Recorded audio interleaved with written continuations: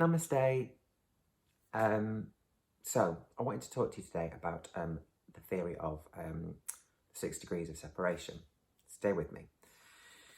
Some of you may be familiar with this theory. It's the theory or the notion that we are never more than 6 degrees or 6 people removed or connected to anybody else in the world.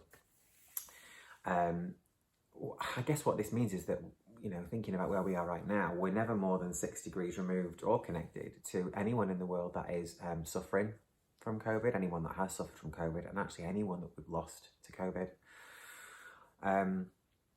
So that is quite a, if when you sort of think about it and process it in that way, you realise that we're not that far away from it.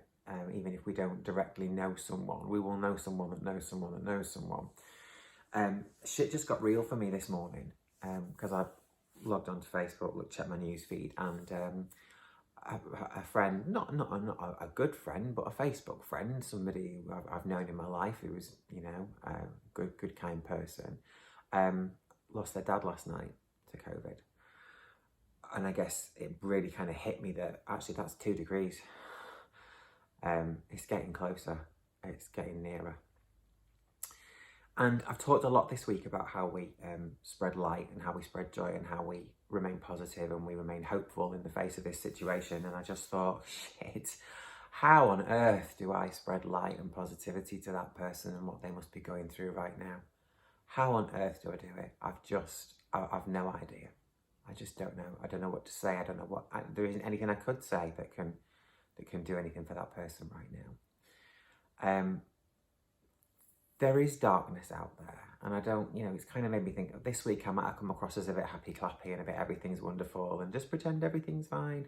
I know there's real darkness out there, but actually the real darkness out there is COVID-19. The purpose of a virus is to spread, nothing else. It's not discerning, it's not personal, it's not conscious, it's not cognitive. Its only purpose is to spread. And that makes it, something to be, it's dark, it's absolute darkness, something to be feared. It really, really is. Now, we're up the evolutionary food chain from a virus because we do have things like cognition and we do have things like choice. And I've got to be honest, if I try and put myself into the shoes of all the people that are suffering from COVID or perhaps the people who've lost someone to COVID, I don't believe that there are very many people suffering from COVID that are sat there getting frustrated about what people have or haven't done, getting frustrated about how they've spent their life and how they've wasted their life, or whether they could have done things differently or blah, blah, blah. I would imagine anyone that's suffering from COVID right now is just hoping that they get through it so that they can have one more moment of joy, one more moment that brings them some pleasure and joy in their life.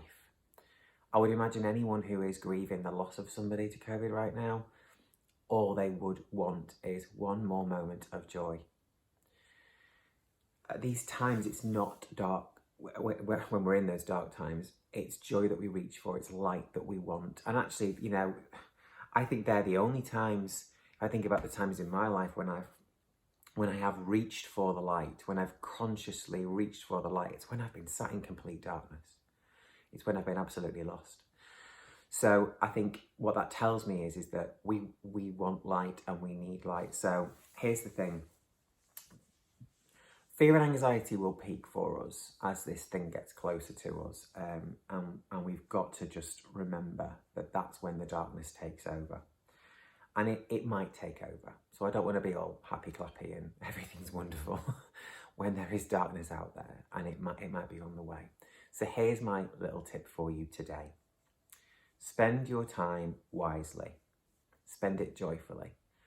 Share your love and your joy and your light. Spread your love and your joy and your light. Because I promise you, if at any point this thing takes hold of you or somebody that you love, all you will want is the joy and the light and the love from that person. That's all you'll want. You won't care about anything else. And trust me, I speak from experience here. I really do. As someone who's lost someone incredibly, incredibly dear to me and very suddenly, what I wouldn't give. People have asked me in the past, that question you ask, what would you wish for if you had 3 wishes? I say I only need one. I only need one wish. Because that would make me the happiest I could ever be, to wish for that person to be back. So just remember that that's what matters. The light, the joy, and the love is what matters. So in the face of darkness,